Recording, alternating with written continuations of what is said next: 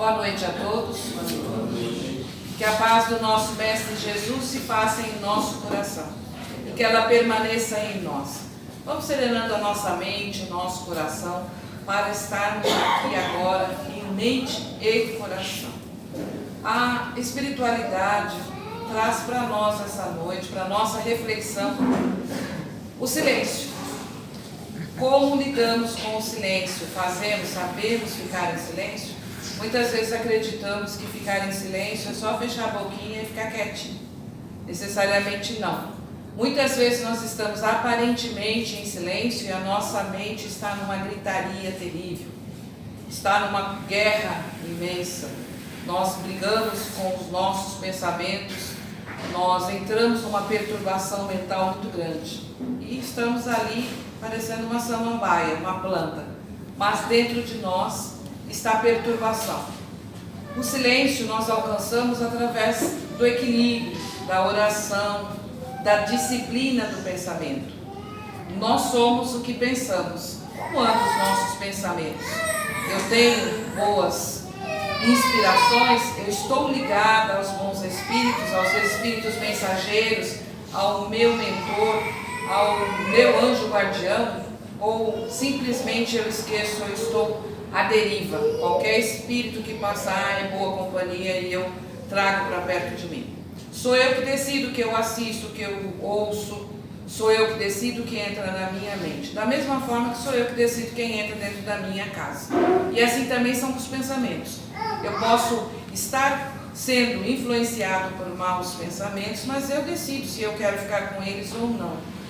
Nós temos um pequeno exercício que é cantar. Às vezes a gente começa com uma ideia fixa e aquele pensamento atrapalha a nossa concentração, nós não conseguimos pensar em mais nada. Cante uma música, faça uma oração, cante o Pai Nosso, ou cante uma música de seu gosto. E assim nós vamos ajudar todas as vezes que estivermos com maus pensamentos, estivermos entrando no desequilíbrio, lembre-se de uma música ou lembre-se de uma oração. Cante, que com certeza seu pensamento vai se modificar.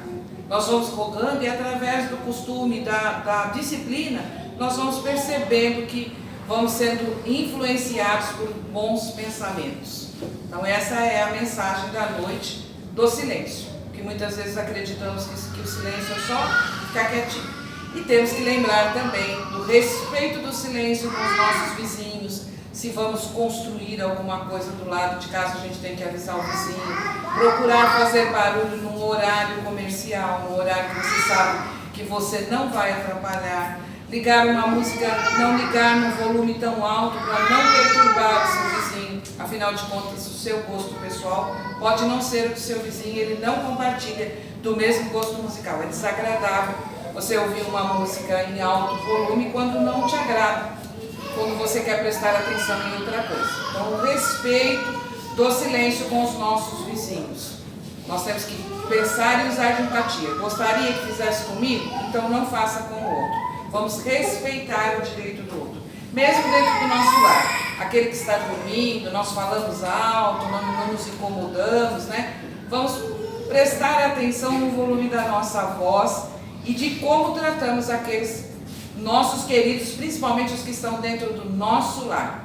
Como nós os tratamos no silêncio. Fazemos silêncio enquanto eles estão dormindo, né? Ou a gente acorda e acorda o resto da casa junto. Né? Que a gente possa começar refletindo sobre o silêncio. A nossa grata tarefa dessa noite é falar sobre o capítulo número 1 do Evangelho segundo o Espiritismo. Eu não vim destruir a lei. São os ensinamentos de Jesus à luz da doutrina espírita.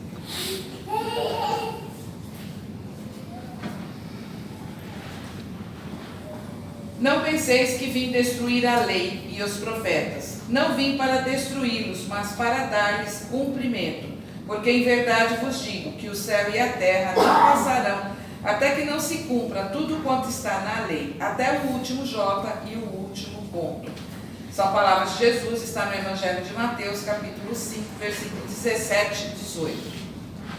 Nós vamos começar essa palestra hoje dizendo o seguinte: o patrono dessa casa, Emmanuel, no livro Consolador, ele nos diz que o Velho Testamento é a pedra angular das leis divinas, é o alicerce.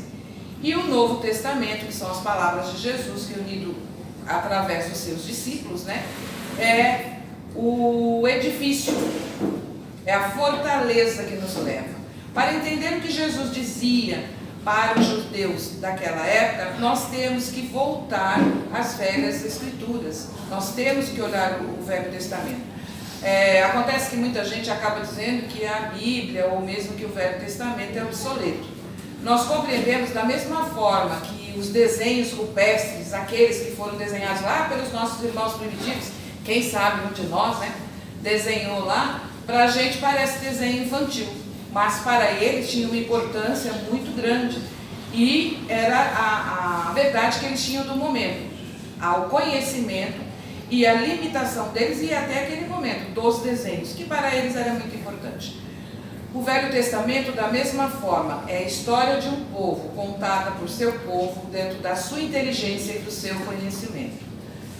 O Novo Testamento vem trazer para nós as palavras de Jesus, e o Espiritismo vem esclarecer também, dentro da nossa época, as lições do nosso Mestre Jesus. Nós também encontramos dificuldades no Evangelho de Jesus, nas parábolas, na forma com que ele dizia, com que ele ensinava. Então, a luz da doutrina espírita vem nos esclarecer também. Provavelmente mais para frente, com a evolução humana, também vai se encontrar dificuldades, ou vai se clareando cada vez mais. Isso dentro do nosso limite, dentro do nosso entendimento. Então, nós vamos começar dizendo que a primeira revelação, e esse capítulo nos traz 3 revelações, que é Moisés, a vinda do Cristo e o Espiritismo, que é o Consolador prometido pelo nosso Mestre. Nós vamos começar dizendo que a primeira revelação é Moisés, através dos dons mediúnicos, é um dos maiores médiuns que conhecemos até a atualidade, médium e legislador, porque ele que trouxe as primeiras leis para o povo, né, para o povo judeu, até então saindo do Egito. Ele tem essa grande missão de tirar os israelitas do jugo do Egito. Até então eles eram escravos, passaram 400 e poucos anos escravizados pelo povo egípcio. E Moisés tem essa missão de trazê-los para a terra prometida. Já acreditavam num Deus único e já tinha possibilidade de sair daquela terra e conquistar novos horizontes. Acontece que aqueles homens eram homens fisiológicos. Eles comiam, bebiam, dormiam, trabalhavam, mas já não colocavam o seu pensamento para qualquer que fosse, qualquer lei divina ou qualquer dever que lhe colocasse. Tanto que esse trajeto entre o Egito e Canaã era de 40 dias, e durou 40 anos, porque eles eram homens cruéis, acostumados na ilusão do vício e da crueldade. Qualquer semelhança com a atualidade não é semelhança, tá? Para que a gente possa também trazer para o nosso presente e ver que o que nós aprendemos até hoje. De Abraão até Jesus foi mais ou menos 2000 anos, segundo pesquisas. De Jesus até nós, mais 2000 anos. Então nós também já temos o tempo suficiente de caminhada para amadurecer e começar a compreender as leis divinas. Já está na hora, ou melhor, já está passando da hora, né?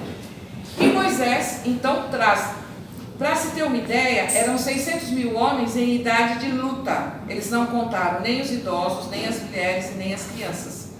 Olha a quantidade de pessoas que veio com Moisés para o deserto. Moisés trouxe, através da mediunidade, as leis divinas, que eram imutáveis como são até hoje, e são não só para o povo humano, para nós, para a nossa humanidade, mas para todos os ordens. A lei divina é a mesma. Passa o tempo que passar, como diz Jesus, a lei é a mesma, não se muda. Mas junto com essas leis, haviam 613 leis, que eram as leis da Torá. Juntas, não estavam separadas as leis divinas das leis dos homens, que eram aquelas leis do momento, que são modificadas de acordo com o país, de acordo com a evolução. Elas estavam juntas.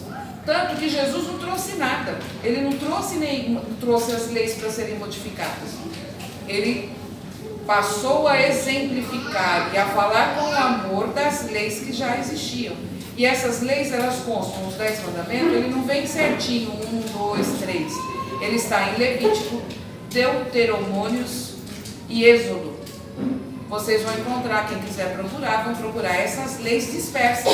Elas não estavam relacionadas. Quem fez esse trabalho foi Santo Agostinho, que colocou 1, 2, 3. Então, para nosso conhecimento, foi um trabalho feito depois. Mesmo a lei que Jesus diz que é o maior mandamento, amar ao próximo com a si mesmo, está em Levítico. Então, ele está nos lembrando, naquela época, que a lei já existia. Faça uso daquilo que já conhece. Porque todos que chegavam a Jesus, ele dizia assim, o que está escrito na lei? Ele nunca disse assim, eu acho, faça o que eu mando. Não, o que estava escrito? O que os profetas dizem? Porque através dos profetas é que veio todas as revelações, elas veio uma atrás da outra. Mas nós compreendemos que as mais importantes são essas 3. E Jesus, com seu amor, com a sua misericórdia, nosso governador planetário, às vezes a gente fala assim, as pessoas ficam, nossa, achando um absurdo. Mas nós compreendemos que desde a formação da Terra, Jesus esteve presente, nosso Cristo planetário.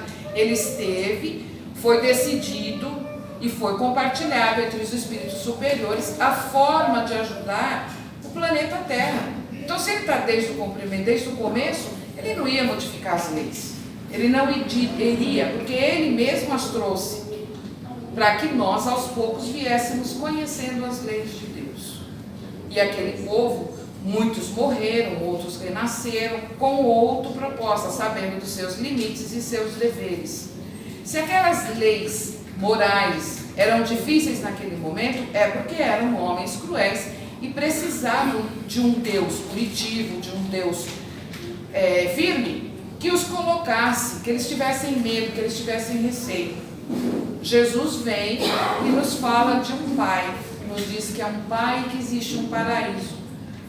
A sua primeira apresentação, sua vida missionária, ele começa com o Sermão da Montanha, nos dizendo sobre as bem-aventuranças, falando para nós sobre a bondade de Deus, sobre a misericórdia de Deus conosco, sobre a possibilidade dos deveres, porém, do que iríamos alcançar, que estamos aqui na Terra para uma experiência, que é uma escola. Talvez não disse da forma clara como que nós estamos compreendendo hoje, mas naquele momento, os que estavam preparados compreenderam sua mensagem. Tanto que ninguém teve medo. Quantos não foram queimados vivos, foram jogados aos leões, que eram considerados cristãos, e iam felizes? Porque já compreendiam que isso era apenas uma passagem. E quando a gente desenvolve na gente, a gente não fica com aquela morrendo de dó de si mesmo. Eles acreditavam neles e na proposta de mártires, na proposta do nosso Mestre Jesus.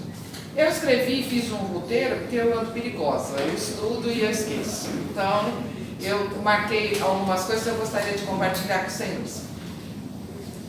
Jesus, o Espírito mais perfeito que veio na Terra, falou das leis divinas, muitas vezes claramente e outras mais velada, respeitando a evolução dos homens.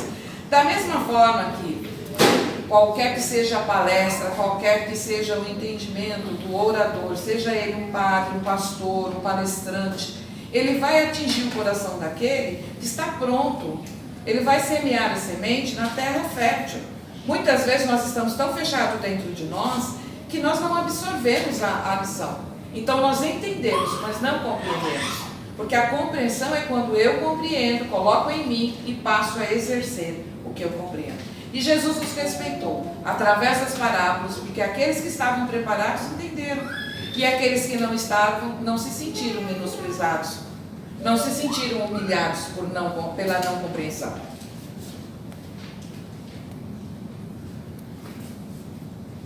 Ele esperou o desenvolvimento de sua inteligência e a ciência que permitisse maior entendimento.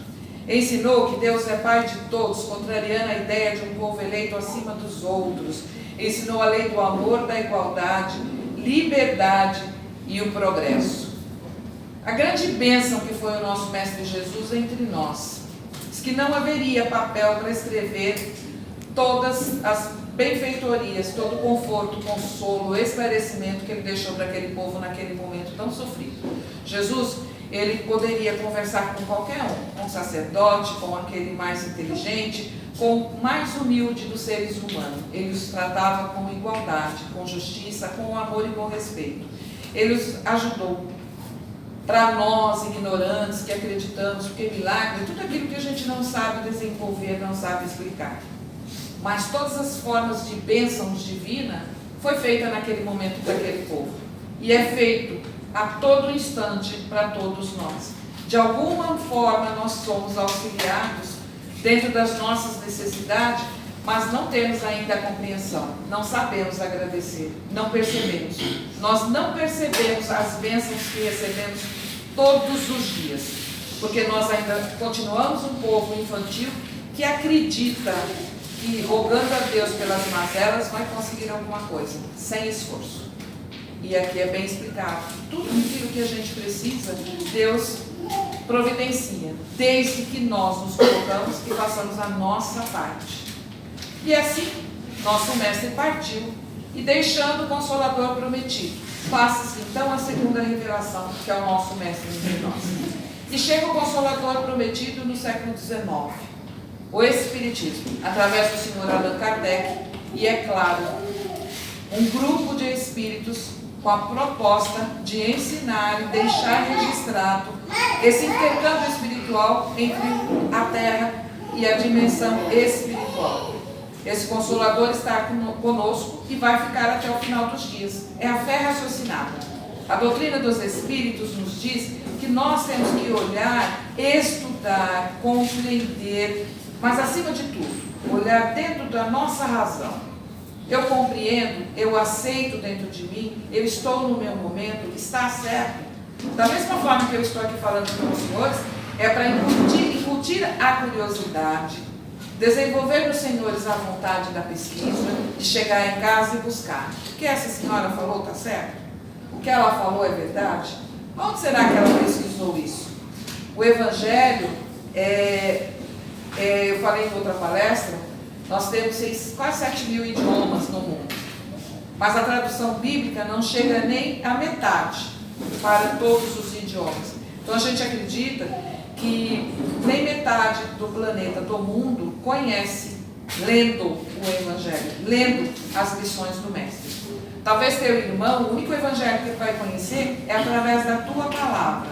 Portanto, seja honesto, seja claro, estude, pense para falar para o seu irmão, porque é o único Evangelho que ele vai conhecer. Muitos ainda nem conhecem e não conhecem o nosso Mestre. E nós trouxemos, e gostaríamos de estar falando para os senhores, rapidamente sobre os 10 mandamentos, que vem lá desde o começo, né, e que a gente fala muito sobre ele, mas será que a gente compreende os 10 mandamentos? É claro que quando Jesus disse assim, amar a Deus sobre todas as coisas e ao próximo como a si mesmo, incluía todos os 10, resumia. Porque quem ama a Deus não prejudica ninguém. Quem ama a si próprio se respeita e respeita o outro. Então a gente acredita que tendo esse sentimento dentro de si, desenvolvendo esse sentimento dentro de si, claro, ele vai resumir todos. Mas vamos pensar como caminha, ou como caminhamos dentro das leis divinas. Nós, infelizmente, ainda não sabemos obedecer leis. E nós comentamos na última palestra justamente sobre isso. É muito difícil, e como exemplo eu vou dar as leis de trânsito. Né? Nós vemos e a pessoa diz assim, olha, em tal quilômetro tem um radar. Olha, ali tem um radar, um vai passando para o outro. Se cada um se preocupasse em cumprir a lei, cumprisse a velocidade permitida, ninguém precisava passar para o outro uma informação dessa. Eu estou prejudicando o meu companheiro, meu amigo, falando isso, eu estou induzindo ele ao erro. Nós paramos o carro em fila dupla e dizemos assim, é só 1 minuto, eu vou ali e já volto. Estaciona o carro em cima da calçada e diz assim, não, mas é rapidinho, eu já volto. Ou então estacionamos na vaga de deficiente, eu até disse que idoso geralmente estaciona o carro, sai da vaga de idoso, vai estacionar na vaga de deficiente. Opa, peraí, se eu sou idosa, eu tenho que ter mais respeito, porque eu tenho mais tempo aqui na Terra, eu tenho mais experiência, e eu devo ter mais respeito, porque eu dou o exemplo. Como que eu posso agir errado?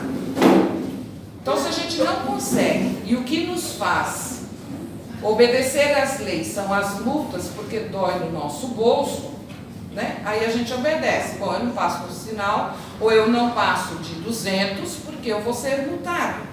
E a multa dói no meu bolso e o ponto vai para a minha carteira de habilitação. Assim são as leis divinas. Eu não as cumpro. E o que me dói é o sofrimento. Porque quanto mais eu me esclarecer, quanto mais eu melhorar, menos eu vou ter sofrimento. E quanto mais cruel eu for, mais sofrimento eu vou passar pela minha ignorância. Primeiro mandamento: amar a Deus sobre todas as coisas. Amar a um único Deus, inteligência suprema, causa primária de todas as coisas. Nós estamos sempre amando ao outro, idolatrando o outro e esquecemos. Nós consideramos Deus nosso mordomo. Nós pedimos a Deus e nos revoltamos quando Ele não faz o que acreditamos ser mérito ou merecimento nosso. Nós temos que observar que não adoramos a Deus sobre todas as coisas, não o respeitamos como deveríamos. Quando dirigirmos a Deus, devemos fazê-lo dentro da maior humildade, segundo o mandamento, né? Não usar seu nome em vão. Nós estamos sempre usando o nome de Deus. Você vai ver, Deus está vendo o que você está fazendo comigo. Nós sempre chamamos Deus para o nosso lado, mesmo quando estamos errados. A gente percebe que até os criminosos fazem lá o sinal da cruz, lá pede a Deus para abençoar, na safadeza que vai fazer. Então a gente percebe que nós erradamente usamos Deus de qualquer forma. Eu vou seguir aqui porque eu não copiei. Lembra-te de santificar o dia de sábado. E aí a doutrina nos diz que santificar não é fazer idolatria. O sábado foi feito para o homem, não o homem para o sábado. Foi Jesus que disse isso. Reverenciar Deus nós devemos fazer todo dia. Naquele tempo eles trabalhavam de domingo, que a semana começava de domingo e paravam no sábado. Então o sábado era reservado para o culto a Deus. Mas nem Jesus deixou de fazer os seus milagres aos sábados. Ele disse que o sábado foi feito para o homem, não o homem para o sábado. E honrar e santificar a Deus e louvar a Deus é todos os dias. Nós temos que ter essa percepção que somos criaturas, filhos de Deus. Honrará o teu pai e a tua mãe para teres uma dilatada vida sobre a terra que o Senhor, teu Deus, te há de dar. A gente pensa que esse é o único mandamento que vem com promessa, que ele diz que você herdará a terra, nós vamos viver, porque nós vamos viver a partir do momento. Se eu não consigo respeitar meu pai e minha mãe, como é que eu posso respeitar o estranho? Nós temos que lembrar da dívida com os nossos pais, é impagável, devemos respeitá-los e zelar por eles, seja qual o momento. Respeitar e honrar não significa que se o pai e a mãe estão agindo errado, ou está pedindo que você age errado e você vai fazer errado. Não, está dizendo para você respeitá-los. Você vai seguir o teu caminho, mas o respeito e a obrigação de zelar por eles, você vai ter sempre. Essa, e da mesma forma que se eu ensino os meus filhos, eu vou estar em herança, porque os filhos vão ensinando aos filhos e assim sucessivamente. Nossa obrigação é respeitar, principalmente aqueles que nos deu a oportunidade da reencarnação. Não matarás. Ninguém tem o direito de tirar a vida de quem quer que seja. Nosso corpo é um empréstimo, seja através do aborto, seja através de qual motivo for. Justiça, vingança, isso não existe. Quando a gente ouve aquela palavra assim, bandido bom é bandido morto, não é um cristão, não é um espírita. Porque o espírita sabe que esse espírito vai reencarnar. E que não adianta matar ele hoje porque ele vai reencarnar. Nós não lembramos do passado porque ele foi delituoso. Porque provavelmente se lembrássemos, não iríamos conseguir pelo remorso. Então, não temos nenhum momento o pensamento de julgar o outro, de desejar a morte para o outro. E lembrar que pensamento também é ato.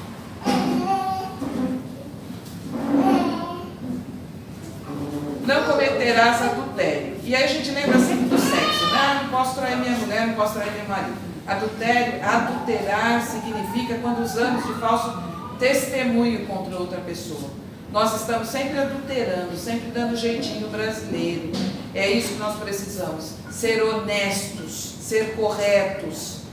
Esse é um dever de todos nós. Não só o respeito ao companheiro e à companheira que temos, mas a todos aqueles que nos cercam, todos os nossos semelhantes. Não adulterarás.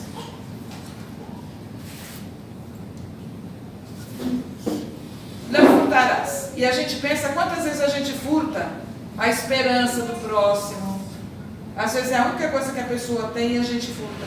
Às vezes a pessoa, é só também um exemplo, a pessoa está numa depressão danada, meses ali na cama, dentro de casa, não quer sair. Aí ela cria uma coragem, né? Corta o cabelinho, tinge o cabelo, ela vai ao encontro de uma casa espírita. E ela chega, aí a amiga vira e fala para ela assim: ai, não gosto do teu cabelo assim. Ai, não gosto de você, Laura, por que você tinge o teu cabelo? Por que você cortou o seu cabelo desse jeito? Ai, tá horrível. Nós furtamos, nós sequer perguntamos. Quando eu olho para o outro, digo assim: ai, nossa, você engordou, né? Você engordou? Ai, a pessoa fez aquele regime, um mês, só comendo cenoura e alface. Perdeu 1 quilo. E aí você chega para ele e diz assim: ai, você engordou, né? Olha a falta. Ou então emagreceu, porque tem pessoas que têm problemas também de engordar, né? Fez aquele sufoco, engordou meio quilo. Aí a pessoa diz assim: nossa, como você emagreceu, você vai sumir, né? Engordou.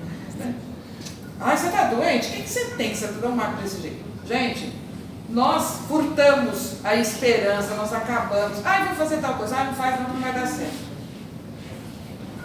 Preste atenção, nós furtamos, nós matamos as esperanças alheias. Não tem que falar nada, fecha a boca, fale. Não dirás falso testemunho contra o teu próximo. Isso entra. Falso testemunho é a calúnia, é a fofoca, é a difamação.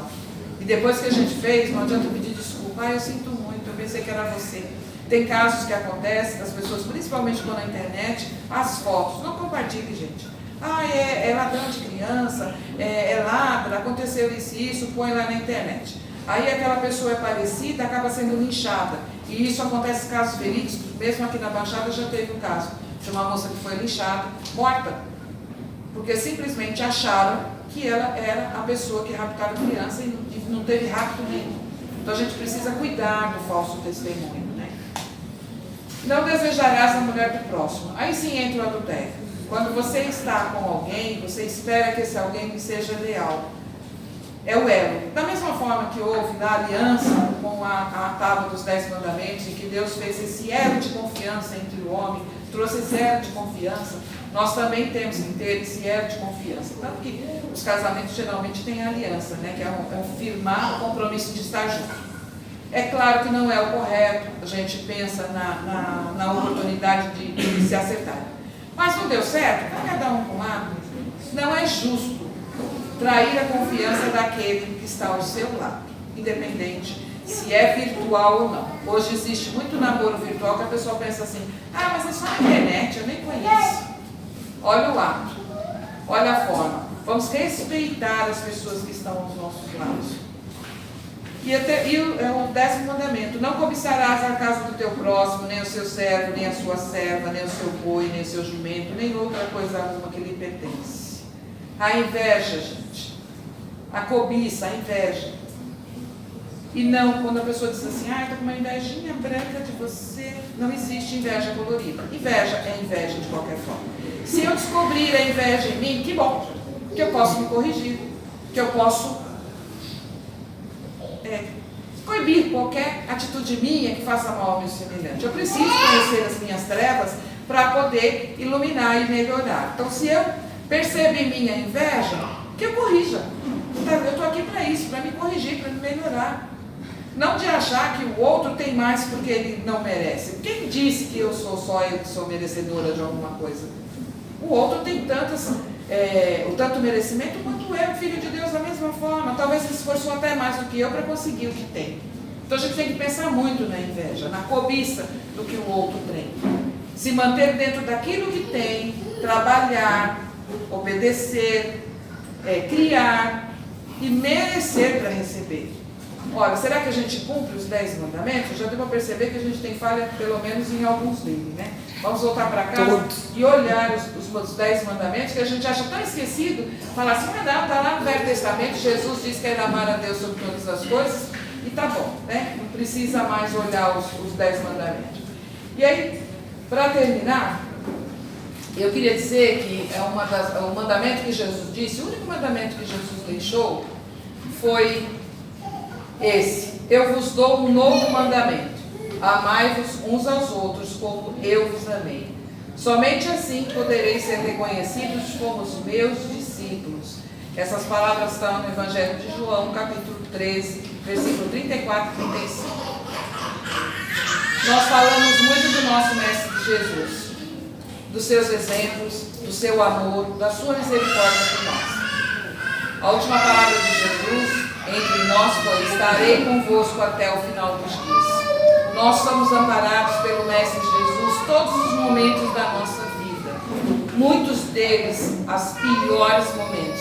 E a gente sabe que o Mestre está ali, segurando a nossa mão, nos envolvendo com seu amor, com a sua misericórdia, para que a gente passe por aquele momento. Seja uma dor física, seja ela os nossos vícios, seja ele a perturbação moral, a obsediação que nos permitimos pelos nossos maus pensamentos.